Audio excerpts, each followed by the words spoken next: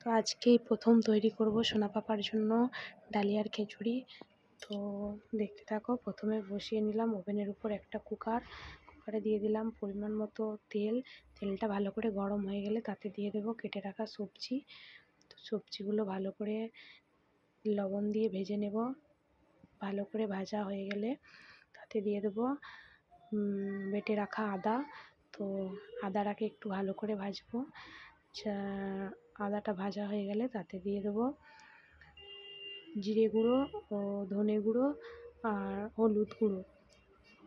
তো মশলাটা ভালো করে ভেজে নেব। মশলাটা ভাজা হয়ে যাওয়ার পর দিয়ে দেব ডালিয়া মুগ কলাইয়ের ডাল।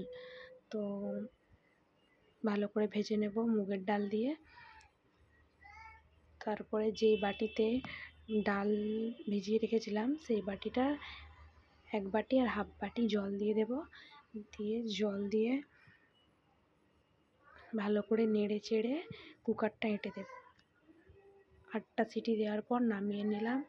এই দেখো, এই প্রথম সোনা পাপার জন্য ডালিয়া তৈরি করেছি। কেমন হয়েছে অবশ্যই কমেন্ট করে জানাবেন।